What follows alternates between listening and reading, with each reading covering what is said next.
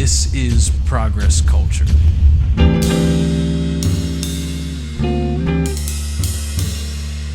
Progress Culture is a weekly happening where master drummer Paul F. Murphy and I share live improvised music and conversation with people from a variety of fields and expertises about the significance of human creativity in the advancement of ideas, culture, community, freedom, and progress for all. We're excited to have you here, so let's get into the show.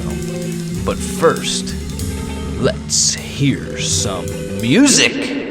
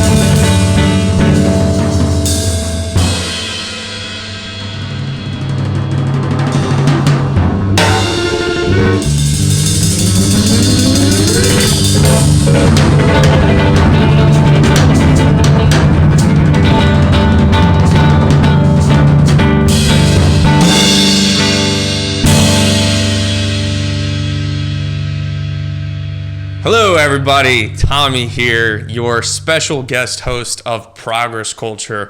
As always, I'm joined by the two main characters of the show, Dominic Fragman. Hello. And Paul F. Murphy. Hey. So this is my second guest hosting. Two or three. I don't know why it's a guest host. I don't know. But here we are. And just as a word of warning, I will be chewing gum for this episode. Hopefully that's not a problem for anybody. Dominic? No, I was actually just making sure my mic is working. Making sure it's turned on. My mic, hopefully my mic is turned on. There we go. We're good. Sorry. One time I got crap for chewing gum on a Zoom call. And I had to send the person a private message and say that it was medicated gum. And they felt real bad after that. Medicated gum. Which it isn't, but... Sure it is. Anyway, all right, so here we are on Progress Culture, a thing about...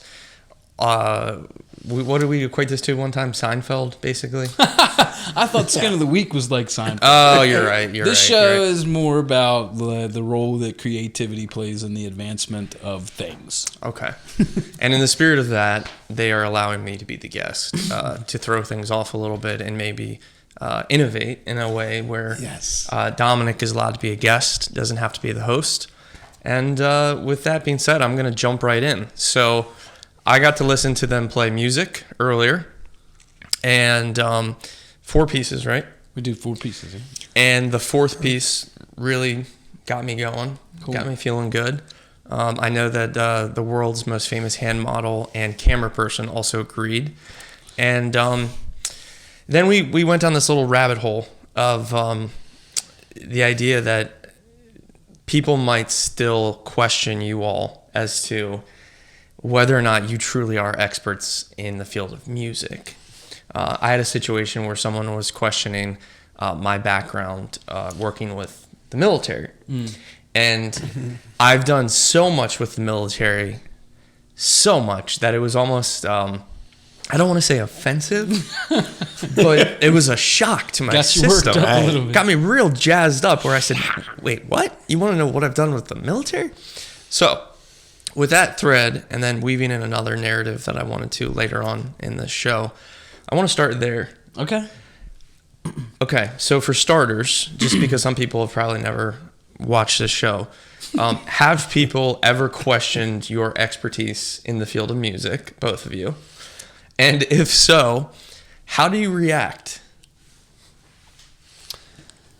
Well, basically, I don't react at all anymore.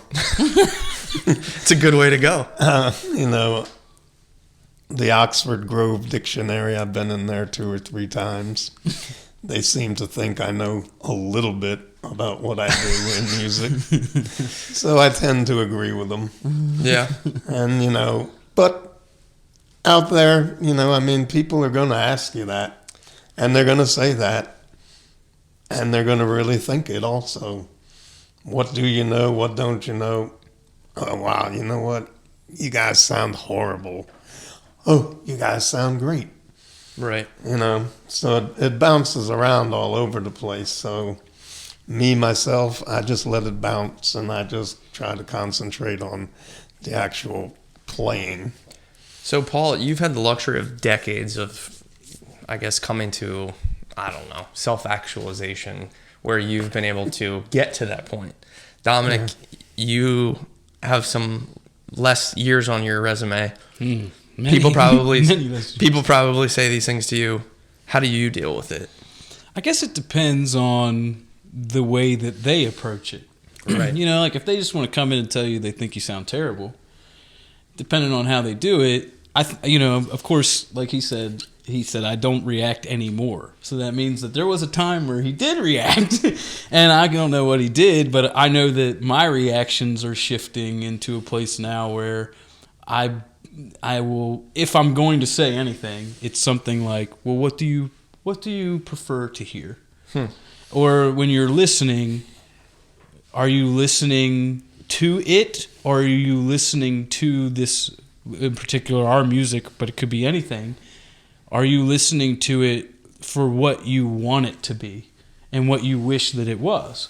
Because that would be like sitting and having a conversation with somebody and not listening to what they're saying, only thinking about that what they're saying isn't what you hoped that they were going to say. And then you wouldn't be able to hear what they were saying. You'd only be hearing, well, this isn't what I thought they were going to say, and I wish they were saying this. You wouldn't actually be listening. So I try to help them. Often that's the case with people. I try to help them realize that that's what they're doing. They're listening to this and wishing that they were hearing Motown or pop music or jazz or anything like that. And that's where they should have went. Yeah, if that's the way you're going to approach something, then you should probably just stay listening to that stuff. But if you're going to come outside of that box, you can't expect what's inside of the box to be the same thing that's outside of the box. So, for people that are watching, and I actually truly believe this, I think every single person out there, no matter what they think, is an expert at something. That's just my personal belief. It's what I've seen through teaching or just knowing lots of different people. I think everybody out there has an expertise. A lot of people know what their expertise is, and they probably face similar things to what we're talking about, where people question your expertise. And maybe some of them don't have the privilege of maturing like Paul did. And it still kind of gets to them when people say, well, how do you know about building fences? Or how do you know about painting buildings and things like that? This takes me down a path of which, I don't know if we've talked about this, but I got to imagine right now to be an infectious disease doctor or expert must be a very difficult time for them. Because here you are as somebody who's spent how many years studying and perfecting and learning what a virus looks like, how to prevent a viral outbreak, how to keep people safe. And you turn on the TV every day and you are told, no, you must respect everyone's opinion. And, well, this professional football player, he did a little Googling and he's decided that your 10 years of research and your doctorate are stupid.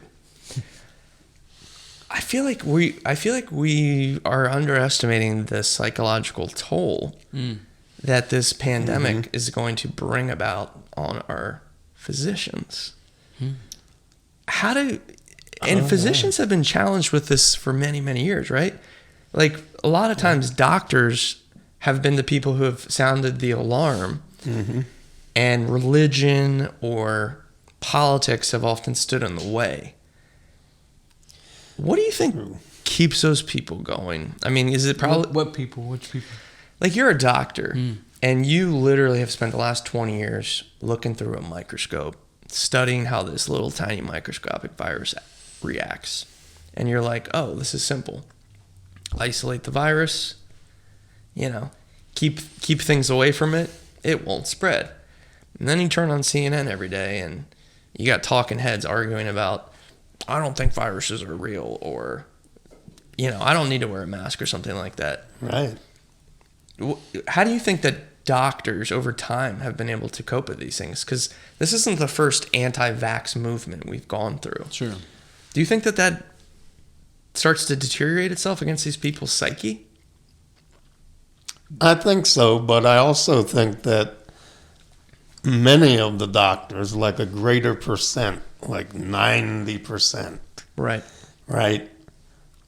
are doctors because of what they feel in their mind and in their heart. Right. They want to help people, and they also want to study what they're interested in studying.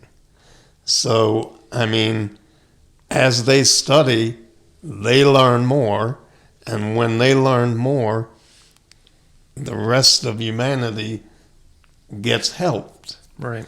And it's sort of just like what you were saying about, what people say about music. I mean, you turn on the TV and, all of a sudden, all these doctors that have had 40 years in their study, all of a sudden they don't know anything. And You don't need to wear masks. You don't need to do anything. Everything's fine. And, what's a few million or 100 million people that have died? Right. Well, we need to go on from there because we need to do what's really important, and that is we need to make money. Right. And we need to make that money in a great percent to our benefit, to whoever those ours are. And it brings another point that's really, really sticks in my mind, and I've hated this for a long, long time. You have companies that are sitting up on top of everything, and they're making giant, giant profits, and they're making it off of slave labor in a country in the Orient. Yeah. And yet, everything's okay with that. And when somebody speaks out about that, they shouldn't be speaking at all. And they get sort of silenced off of the media. You may hear one person talking like that instead of the more than one that are making a fortune off of it. And slave labor is slave labor.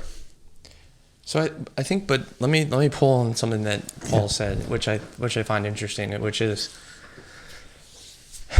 when they go home at night, it might bother them, and they might kind of complain to their husband or their wife, "Oh, I can't believe these people don't believe my profession," but they're not doing it because they necessarily care if people believe them or not. They're doing it because it's what they want, which I think is true with you guys. But I'll take it a step further to what you said, Paul, which is that they're not doing it for the money.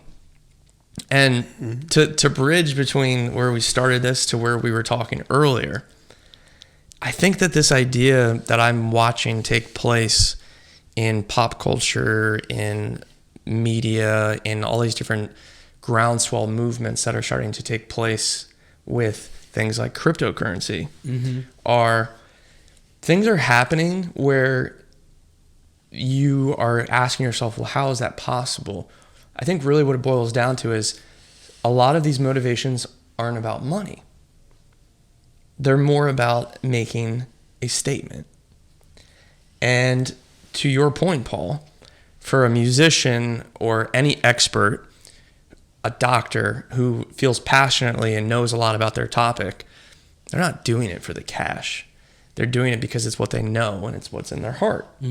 And so getting to the point, and this is where I had kind of a question for you guys, is there's been a lot of activity in the world of cryptocurrency recently where people are buying things that are seemingly, they have no value, right? And people are saying, why are you buying this cartoon character that's an NFT? Or why are you buying a part of the Constitution to bid on a copy of the Constitution? You're never going to make any money on that, right? That's stupid. Why would you spend $50 to buy, 5,000 shares of this possible Constitution? What is motivating people to buy into these types of cryptocurrencies and these types of NFTs and these digital assets? If money's not the thing that's motivating them, because a lot of times it's not, what do you think is driving these people to do it? Is it similar to what Paul was talking about before? With as far as a passion or a knowledge or what's in their heart? Or I guess what I'm trying to grasp is we were discussing the idea of change. Right? And so what I've watched is the financial world is just dumbfounded right now about why are young people spending $5,000 on a cartoon monkey?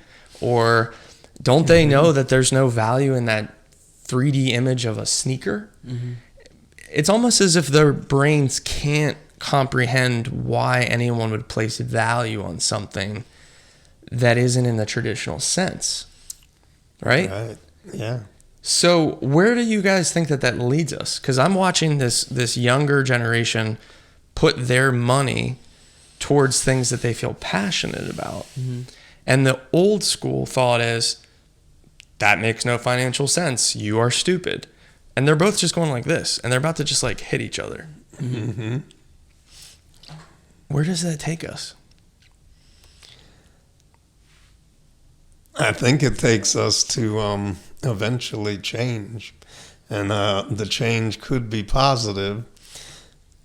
And it probably will be positive, although before it gets all the way to positive, there could be a whole lot of negative.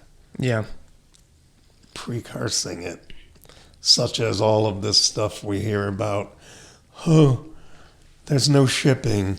Oh, there's no more truck drivers because people aren't working. Mm-hmm. No, I think if you look, you see people working, and I think if you look, you see people looking for jobs also. Yeah. And I think if you look, and you're talking about that great big $15 an hour when you're driving this truck, and the person whose pieces that you're driving around is making millions and hundreds of millions. Right. You know, so, I mean, there could very well be a little negativity before the positive eventually becomes the change. And I think that there's quite a few people in other countries that are looking at it and saying things need to change as well.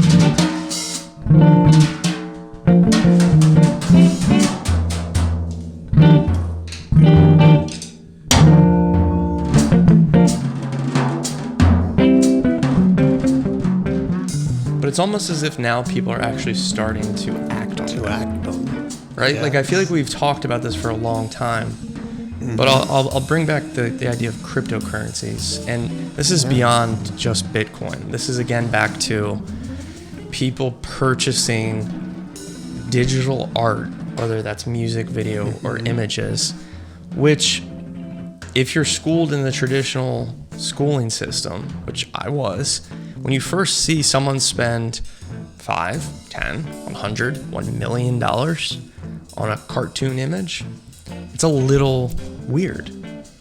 It's a little weird, right? You ask yourself, what is happening here? But then I started to think about it, and we talked about this earlier. Maybe people truly are saying, you know what? I'm sick of putting my money into the stock of a company that I hate, that enslaves people over in Asia. Mm-hmm. Why not spend $1 million on a cartoon monkey? Someone else seems to want it, right? And people seem to be acting on it. And my question for you is this: what has changed for people to do that? I was going to ask you that question.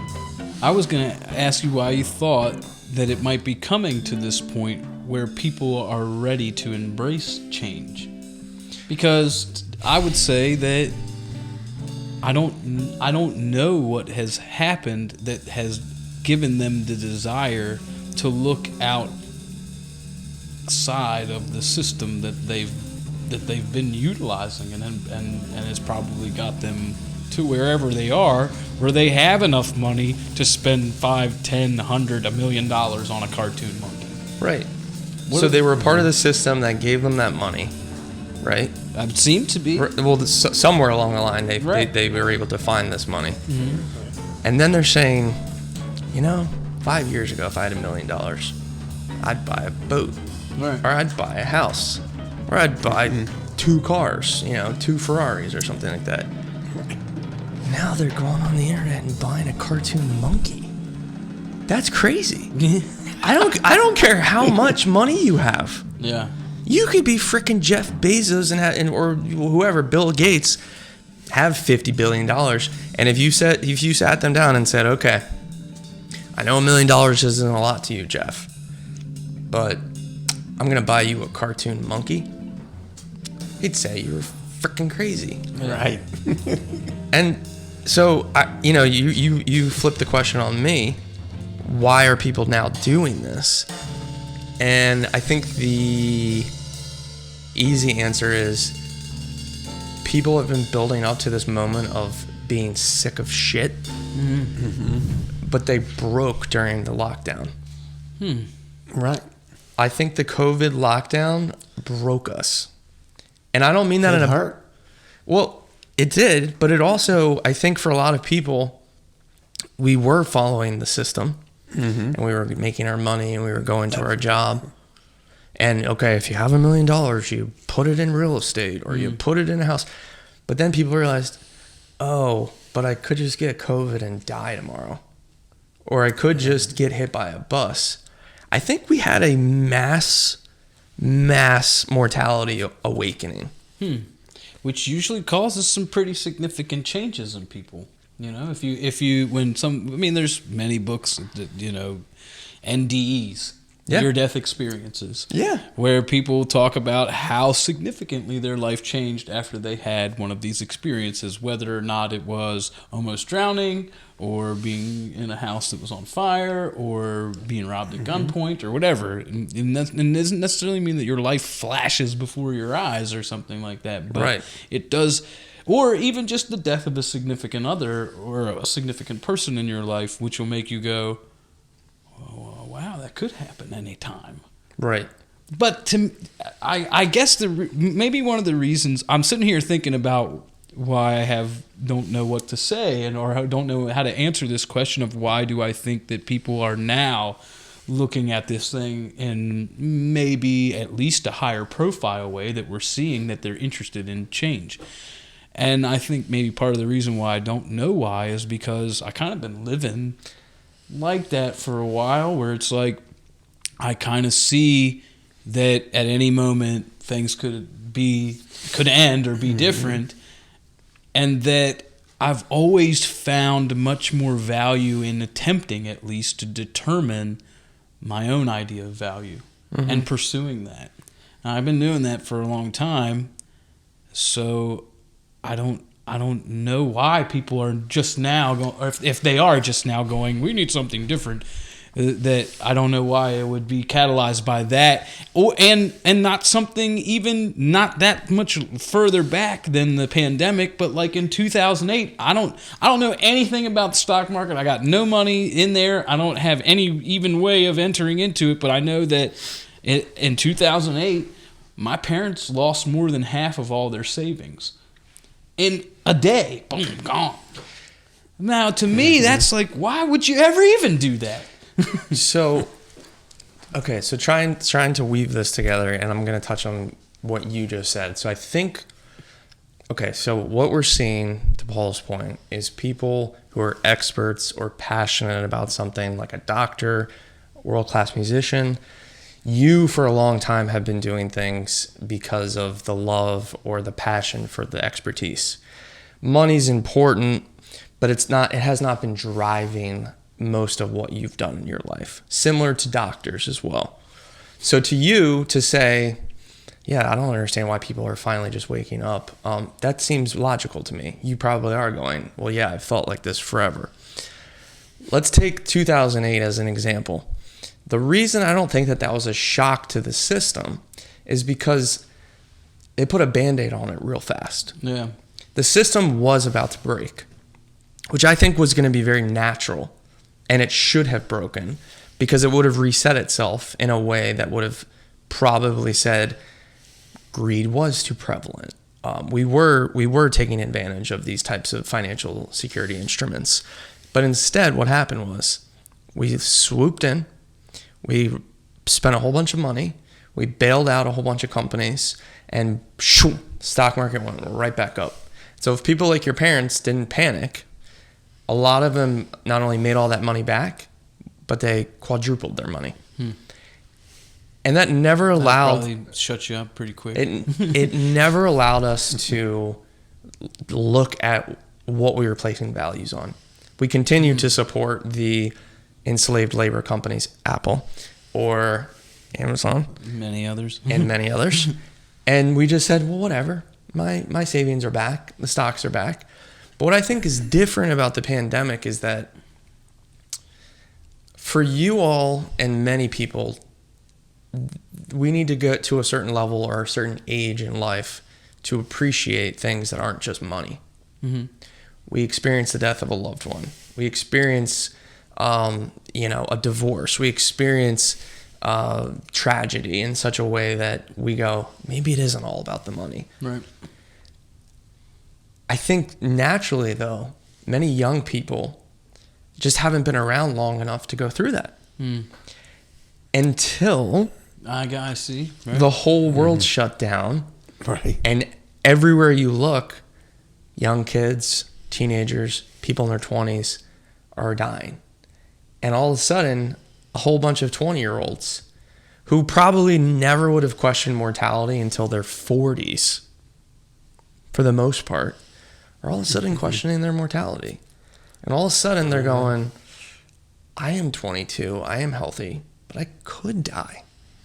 And of course, there's some 22-year-olds out there that think that way, but most of them don't. True. And I think that this shutdown, you were forced to stay home. You were forced to look on Twitter. You were forced to look at the news, and all you heard about was how you could get sick. Mm-hmm. And that, to me, triggered something where instead of just chasing the dollar, a whole generation of people decided, no, I don't want to buy $1 million house. I want to buy $1 million chimp. Or I want to buy a sneaker on the internet for $50,000. And in the olden days, people would have said, you're crazy. Go get a job. And this 22-year-old's going, no. Yeah. So this goes, I think, though, we should take this thread a little bit further to the direction that I know that I've heard you speak about, and I think is important, because what we keep saying is that this is not about the dollar, this is not about the dollar, this is not about the dollar. Here's my $50,000 for this chimp. You still need the dollar. Like, you haven't broken away from that. But isn't that also part of what that is sort of getting at? Is like, okay, well, here's this cryptocurrency, and this all has to do with the reassessment and determination of value, which is something that I've been talking about. Not that I'm something special or whatever, but it definitely fuels what I do.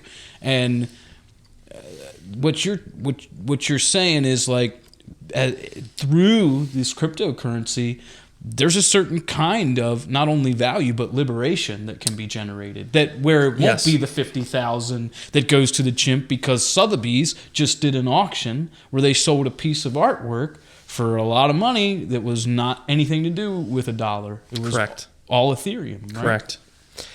So I think, and this is a good point. I think in an ideal world, we wouldn't need money, and everybody could just figure out a way to work together. Okay. Right. But I think most of us will say there has to be some type of money that's out there, or a means for exchange. Some stand-in currency, right? But I think this is the key difference maker. I think that a lot of these young people and older people too, through this new lens after COVID, decided, you're right, I will need money. I will need means for exchange, but I'd rather have a means for exchange that I have more control of. Or I'd rather have a means for exchange where I have a say. Mm-hmm. And I think that we've gotten to a point now where the dollar, the US dollar, the British pound, the euro, I think that we've all collectively decided we don't really have any control of this anymore. And we don't know if we trust it. Yeah. Right. And so I think people are starting to move to these other places, Ethereum and Bitcoin and chimpanzees that you can trade for a new car and things like that. Mm-hmm. But I think that the theme that we've been talking about more than anything is really, what do people value? Mm-hmm. And we started out with me asking you guys about people questioning how talented you are. And I like Paul's summary, which is, I know what I'm doing is good. I don't really need to prove it to you. I don't do it because I need to be the expert or I need to be proving anything to you. I do it because it's something that I value. And I think that whole idea of people trying to decide what they truly value has started to kind of transcend itself into everything. Why do you think it would be important to share something that let's just, for the sake of a way to label it and speak about it, why do you think it would be important for people to share something that they're generating or subscribing to that they believe is actually a true value? What does that do? What do you think that does when people are engaged in that and sharing that? Well, I think it's causing, or it may be the way to cause change. I think like what Tommy was explaining about Bitcoin, back to what I was saying in the beginning, is that Bitcoin is a positive way to address the want of change without physical confrontation. Yeah. Yeah. That's a very good point. I mean, I think it's a great point. I think it's specific to a cryptocurrency type of thinking, which is part of what we're talking about. But is there something that's more general about? Yeah, no. So it's doing it. I missed that. Okay, so the way that break up what you're leaving. No. So I mean, the way that I'm putting this all together in my head, and hopefully people are still tracking where we're going with this, is people are actually, for whatever reason, the pandemic has changed the way people think. It's changed the way people value their life. But it has also changed the way that people act on that change of value. Meaning this, if you value your freedom, you're like, I don't want dollars, I want Bitcoin. And you're taking those dollars and you're not fighting with people and you're not hurting people. You're just saying, you know what I really value? I value freedom of currency. Boom, put it into Bitcoin. You know what I really value? I value the fact that I don't want to live in a house with a white picket fence. Boom, $1 million chimpanzee. You know what I really value? I value playing improvised music. Boom, I'm not playing your top 40 bullshit ever again. People are acting on what they value now.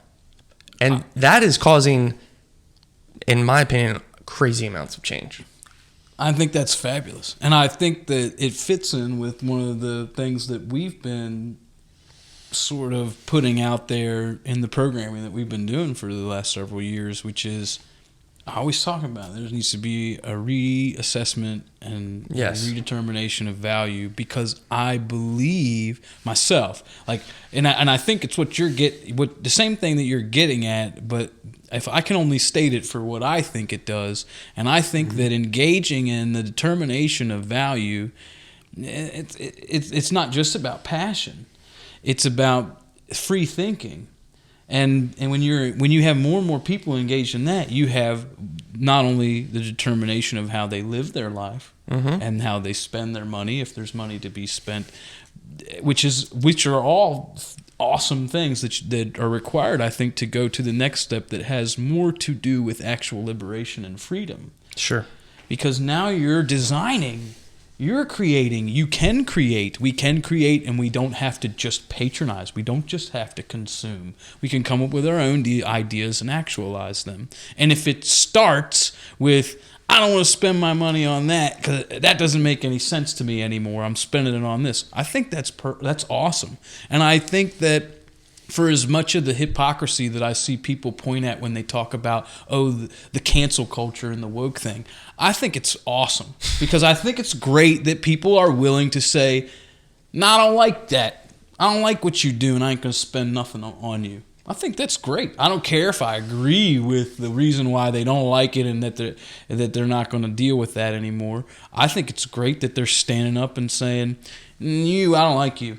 You do things that are bad, and we're not going to give you our money. And hopefully you won't be able to operate anymore. That's great. You know what I mean? Like, so we've been all over, the universe this last 30 minutes, but I think that fits in the same way. Too. I absolutely think it does as well, because we didn't follow a script. So take that, people who made it to the end. How you like that? I guess my parting thoughts would be, people are noticing what the masses are placing value in. Keep doing it. If you're someone out there that has an idea or an expertise, and maybe it's not motivated by money, keep doing it. Keep doing it, because Dominic is talking about a value creation society, and maybe you won't make a living out of it, but it is making a difference. Maybe you will end up making a living out of it. You could. But I think more than anything, we've seen that crazy things can happen when you decide you don't want to put value towards things that you're sick of. And if that means $1 million chimpanzee gets sold on the internet, or a constitution gets sold for $40 million, then that's what it means. Because those might be the foundation for a much larger change. Which I believe is true. Which is what could happen with this cryptocurrency stuff. You might see a whole nother currency system take place that might be much more beneficial for the people as opposed to the centralized few. And it's coming. And whether it's music or doctors or financial people, I think that society has proven that people have decided that they won't just go with whatever they want to be told to go with, and they'll go with what they want to. So for the people, by the people, this is Progress Culture. Thank you for joining us today. You can find Progress Culture at progressculture.org. Southern Maryland Loves You. This is their last sponsored episode, SOMDlovesyou.org. Thank you, Southern Maryland Loves You, for your sponsorship. We will be free riders from this point on. TomBro Studios will still be here, and I thank you guys for letting me do this today. Thank you. You're and for everybody, it's like you got framed up like you're not. And for everybody who tuned in, we will be back. So thank you, and we'll see you guys soon. Thank you.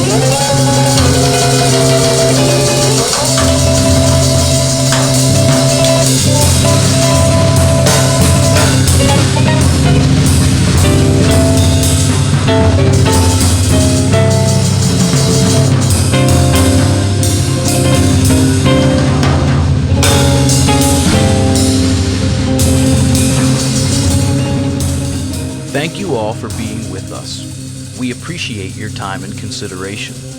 And, as always, please feel free to reach out to us at progressculture.org and sonic-spirits.com. We are building a community that supports positivity and progress for all, and in all fields.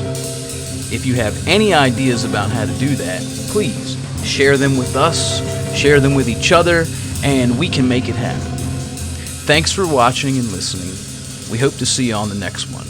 Much love.